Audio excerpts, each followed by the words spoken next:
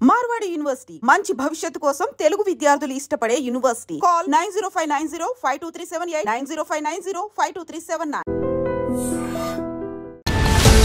Betting apps గత కొన్ని రోజులుగా అయితే తెలుగు రాష్ట్రాల్లో చర్చనీయాంశంగా మారిపోయింది ఏదైనా ఉంది అంటే బెట్టింగ్ యాప్స్కి సంబంధించి ఒక యుద్ధమే నడుస్తోంది అనుకోవచ్చు. ఎందుకంటే లోకల్ నానికి సంబంధించి ఎప్పుడైతే ఆర్టీసీ ఎండి సజ్జనార్ ఎక్స్ వేదికగా ట్వీట్ చేస్తూ లోకల్ నాని బెట్టింగ్ యాప్స్ని ప్రమోట్ చేయడం ఏంటి, అమాయకుల ప్రాణాలు తీస్తుంది, ఇట్లాంటి యాప్స్ని ప్రమోట్ చేయకూడదు, దీని మీద లీగల్గా యాక్షన్ తీసుకోండి అని ఆయన ట్యాగ్ చేసిన సందర్భంలో అక్కడ ఏపీకి సంబంధించిన పోలీసులు స్పందించడం, లోకల్ నానిని అరెస్ట్ చేయడం, ఆ తర్వాత ఆయన సారీ కూడా చెప్పినటువంటి సిచ్యువేషన్. మళ్ళీ నేను ప్రమోట్ చెయ్యను అనే మాట కూడా చెప్పినా సరే ఆయన మీదైతే కేసు అయితే నమోదైంది. అక్కడి నుంచి స్టార్ట్ అయినటువంటి యుద్ధం ఇప్పుడు తెలంగాణ వరకు వచ్చిన పరిస్థితి కనిపిస్తోంది. అండ్ ఎంత సీరియస్గా మారిపోయింది అంటే ఇప్పుడు ఒక మాజీ మంత్రి ఇన్వాల్వ్మెంట్ ఉంది అన్నటువంటి విషయం ఇప్పుడు బయటకు వస్తోంది. అట్లాగే ఈడీ కూడా ఎంటర్ అయింది. ఇది బిగ్గెస్ట్ బ్లాస్టింగ్ న్యూస్ ఏంటంటే ఈడీ కూడా ఎంటర్ అయిపోయింది అంటే మనీ లాండరింగ్ కూడా జరిగి ఉంటుంది అన్న అనుమానం అయితే వ్యక్తమవుతోంది. ఈడీ ఎంటర్ అయిన తర్వాత ఈ కేసు ఇంకా కూడా సీరియస్ మలుపు తిరిగే అవకాశం అయితే డెఫినెట్లీ కనిపిస్తోంది. ఇందులో ఒక మాజీ మంత్రి ఇన్వాల్వ్మెంట్ ఉంది. ఆయన ఒక ఏమంటారు ఒక జోన్ లాగా ఏర్పడి ఒక డెన్ లాగా ఏర్పడి అక్కడ కొంతమంది అనుచరులను పెట్టి ఈ పూర్తి బెట్టింగ్ యాప్స్కి సంబంధించే ఒక దందా లాగా నడిపించాడు. దీని మీద కోట్ల రూపాయలు సంపాదించాడు. ఈ లావాదేవీలు ఎట్లా జరిగాయి ఏంటి అనే దాని మీద పూర్తిగా ఈడీ దృష్టి పెట్టినట్టుగా చెప్తున్నారు. అలాగే పోలీసులు ఇప్పటి వరకు 11 మందికి ఈ ఇన్ఫ్లుయెన్సర్స్ ఎవరైతే ఉన్నారో ఈ ఇన్ఫ్లుయెన్సర్స్కి 11 మందికి నోటీసులు అయితే జారీ చేసిన పరిస్థితి కనిపిస్తోంది. అయితే ఇందులో కేవలం టేస్టీ తేజ మాత్రమే ఆయన వచ్చి ఈ బెట్టింగ్ యాప్స్ ప్రమోషన్ ఏం చేశారు, ఏంటి, ఎంత ముట్టాయి ఏంటి అనే విషయం మాత్రం ఆయన ఒక్కడే క్లియర్ కట్గా పోలీస్ స్టేషన్కి వచ్చి ఎఫ్ఐఆర్ నమోదైన తర్వాత దానికి ఆన్సర్ చేసినటువంటి పరిస్థితి. మిగతా వాళ్ళు మాత్రం మాకు కొంత టైం కావాలి, మాకు కొంత టైం ఇవ్వండి అని చెప్పినట్టుగా చెప్తున్నారు. అట్లాగే ఈ హర్ష సాయి కావచ్చు లేదంటే ఇమ్రాన్ ఎవరైతే వీళ్ళిద్దరు ఉన్నారో వాళ్ళైతే ఆల్రెడీ దుబాయ్ వెళ్ళిపోయినట్టుగా దుబాయ్ పారిపోయినట్టుగా కూడా వార్తలు వస్తున్న పరిస్థితి అయితే కనిపిస్తోంది. సో బెట్టింగ్ యాప్స్ అనేది తీవ్రతరం అయిపోయింది మన తెలుగు రాష్ట్రాల్లో. అమాయకులు చాలామంది ప్రాణాలు కోల్పోయిన తర్వాత ఇన్ని రోజులు గడిచిన తర్వాత అట్లీస్ట్ ఇప్పుడైనా ఒక స్టెప్ అయితే పడింది. బెట్టింగ్ యాప్స్ మీద ఉక్కు పాదం మోపాల్సిందే అని డిసైడ్ అయినట్టు కనిపిస్తోంది. సో ఇందులో ఎవరెవరి ఇన్వాల్వ్మెంట్ ఉంది, పెద్ద స్థాయిలో ఎవరి ఇన్వాల్వ్మెంట్ ఉంది అనే కోణంలో దర్యాప్తు చేస్తున్నప్పుడు కొన్ని విషయాలు బయటకు వచ్చాయి. అవేంటంటే చైనా నుంచి భారీ మొత్తంలో ముడుపులు అందినట్టు ఒక సమాచారం అందుతోంది. ఆ నేత ఎవరైతే ఉన్నారో ఈ ఫామ్ హౌస్ కేంద్రంగా ఇల్లీగల్ బెట్టింగ్ యాప్స్ని పూర్తిగా అక్కడి నుంచే నడిపినట్టుగా కూడా చెప్తున్నారు. ఎక్కడి నుంచి అంటే Shankarpally, Ibrahimpatnam, Shamshabad and Medchal farm house కేంద్రంగా ఈ దందా కూడా పూర్తిగా నడిపినట్టుగా ఒక ఫీలర్ అయితే బయటకు అందుతోంది. ఒక లీక్ అయితే బయటకు వచ్చిన పరిస్థితి అయితే కనిపిస్తోంది. ఈ మాజీ మంత్రి అనుచరులు దగ్గరుండి మాజీ మంత్రి అనుచరులు దగ్గర నుండి ఈ ఫామ్ హౌస్ కేంద్రంగా ఈ బెట్టింగ్ యాప్స్ని పూర్తిగా అక్కడుంచి నడిపించినట్టుగా ఒక క్లూ అయితే పోలీసులకు కూడా అందింది. సో ఈ మాజీ మంత్రి అండతో హైదరాబాద్ కేంద్రంగా ఇప్పటి వరకు ఎన్ని వేల కోట్లో తెలీదు, బట్ ఓన్లీ ఒక ఏడాదికి 1200 కోట్ల రూపాయల లావాదేవీలు జరిగినట్టుగా బెట్టింగ్ యాప్స్ కేంద్రంగా ఇది జరిగినట్టుగా ఒక క్లూ అయితే పోలీసులకు కూడా అందింది. సో ఈ వ్యవహారం బయటకు వచ్చింది కాబట్టే ఇంత పెద్ద మొత్తంలో డబ్బు ఇన్వాల్వ్ అయ్యింది కాబట్టే ఇప్పుడు ఈడీ ఎంటర్ అయినట్టుగా చెప్తున్నారు. ఈ ఎఫ్ఐఆర్ కాపీస్ కావచ్చు, ఈ కేసుకి సంబంధించిన డీటెయిల్స్ పూర్తిగా పోలీసుల ద్వారా తెలుసుకునే ప్రయత్నం కూడా జరుగుతోంది. సో సీరియస్ యాక్షన్ ఉండబోతోందా అనేది కూడా పూర్తిగా పొలిటికల్ సర్కిల్స్లో కూడా ఒక టాక్ అయితే నడుస్తోంది. సో ఒక పెద్ద వ్యక్తే ఇదంతా కూడా నడిపించాడా అనేది ఇప్పుడు బయటకు అందుతున్న పరిస్థితి కనిపిస్తోంది. కానీ ఈ మాజీ మంత్రి ఎవరు? మాజీ మంత్రి అంటే ఇన్ ద సెన్స్ డెఫినెట్లీ బీఆర్ఎస్కి సంబంధించిన వ్యక్తే అయి ఉంటాడు. మాజీ మంత్రి అంటున్నారు కాబట్టి సో బీఆర్ఎస్కి సంబంధించిన ఈ మాజీ మంత్రి ఎవరు? ఇట్లా డెన్ లాగా ఏర్పడి దట్టు ఫామ్ హౌస్ కేంద్రంగా ఇవన్నీ కూడా ఎట్లా నడిపించాడు ఏంది అనేది కూడా పూర్తిగా విచారణ జరిగే అవకాశం అయితే కనిపిస్తోంది. సో ఈ గండం నుంచి ఎలా బయటపడాలా అనేసి ఈ మంత్రి దగ్గర ఉన్నటువంటి అనుచరులు అయితే ఇప్పుడు అప్ స్కాన్ పూర్తిగా అందరి ఫోన్స్ అయితే స్విచ్ ఆఫ్ అయిపోయినట్టుగా కూడా చెప్తూ ఉన్నారు. సో ఈ బెట్టింగ్ యాప్స్ కేసులో ఇప్పటికే పంజాగుట్ట పోలీసులు 11 మందికి నోటీసులు అయితే ఇచ్చారు, దర్యాప్తు కూడా చేస్తున్న పరిస్థితి.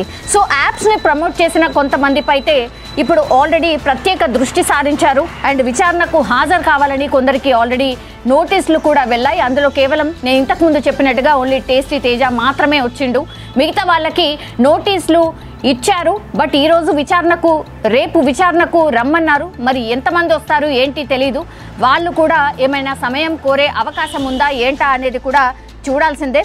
సో ఈ క్రమంలోనే పోలీసులు పిలిచినప్పుడు విచారణకు వెళ్తే ఏంటి, వెళ్ళకపోతే ఏంటి అనేది కూడా ఈ ఇన్ఫ్లుయెన్సర్స్ ఎవరైతే ఉన్నారో వాళ్ళు టెన్షన్ పడుతున్న పరిస్థితి కనిపిస్తోంది. సో బెట్టింగ్ యాప్స్ గురించి రకరకాల వార్తలు వస్తున్నాయి కాబట్టి ఈడీ అటువైపు నుంచి కూడా పూర్తిగా దృష్టి సారించింది. ఈడీ కూడా ఎంటర్ అయిపోయిన పరిస్థితి మనకు స్పష్టంగా కనిపిస్తోంది.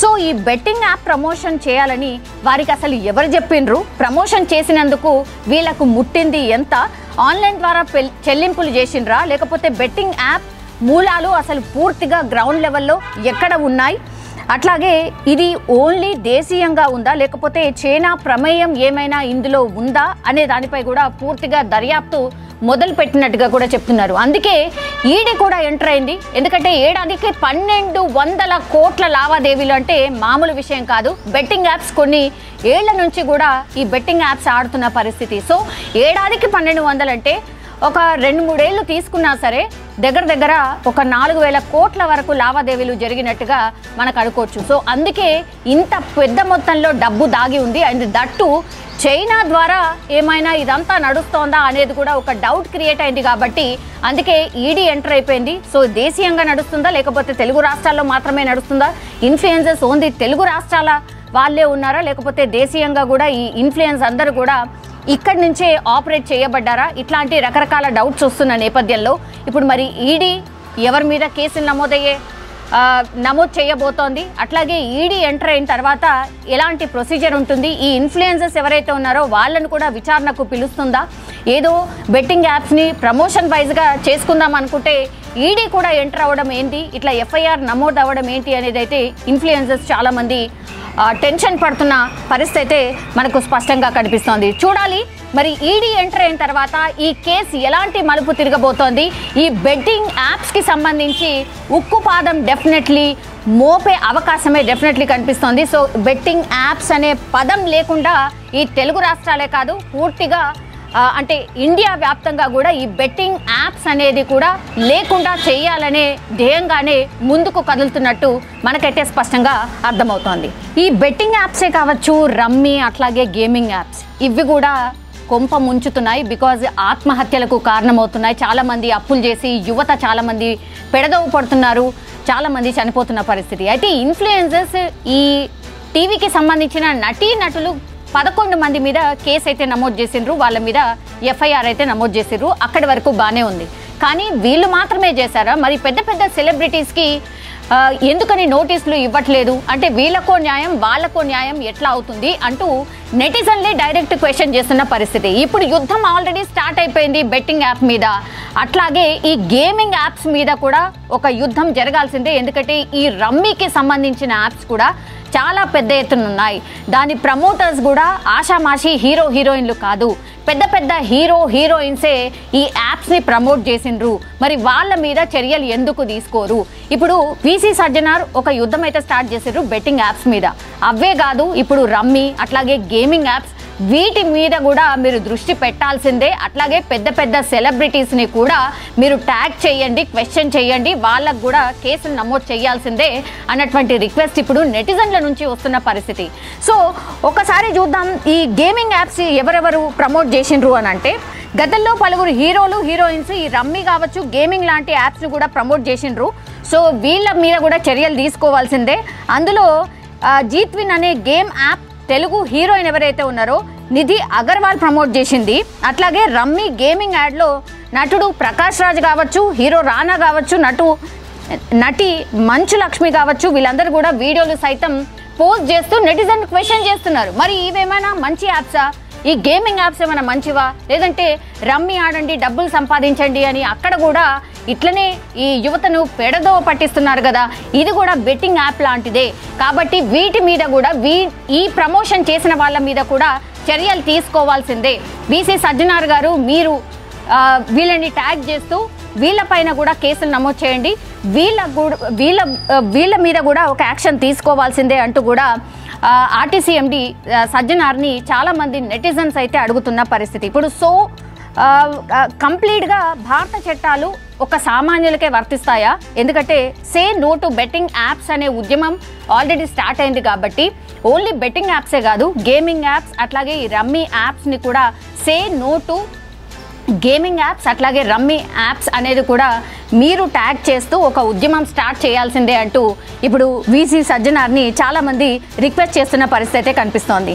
అండ్ ఈ బెట్టింగ్ యాప్స్కి సంబంధించి కూడా ఒక పోలీస్ కానిస్టేబుల్ ప్రమోట్ చేసిన పరిస్థితి. ఆయన ఎవరు అనంటే హబీబ్ నగర్ పోలీస్ స్టేషన్లో కానిస్టేబుల్గా విధులు నిర్వహిస్తూ ఉంటాడు కిరణ్ గౌడ్. ఆయన టెలిగ్రామ్లో ఒక ఛానల్ నడుతూ ఈ బెట్టింగ్ యాప్స్ని ప్రమోట్ చేసిండు. సో ఆయన మీద కూడా ఇప్పుడు పోలీస్ యూనిఫామ్లో ఇట్లా యాప్స్ని ప్రమోట్ చేయడం ఏంది, ఈయన మీద కూడా యాక్షన్ తీసుకోవాలంటూ కూడా పోలీస్ డిపార్ట్మెంట్ కూడా ఆయన మీద కూడా కేసు నమోదు చేసిన పరిస్థితి కనిపిస్తోంది. సో ఇదంతా చూస్తుంటే పంజాగుట్ట పోలీస్ స్టేషన్లో ఈ కేసెస్ అన్నీ కూడా నమోదవుతున్నాయి.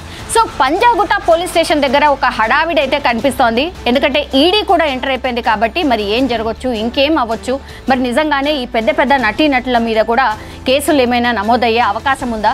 ఈడీ ఎంటర్ అయిన తర్వాత వీళ్ళని కూడా విచారణకు పిలవచ్చా అనేది కూడా పెద్ద ఎత్తున చర్చ అయితే నడుస్తోంది.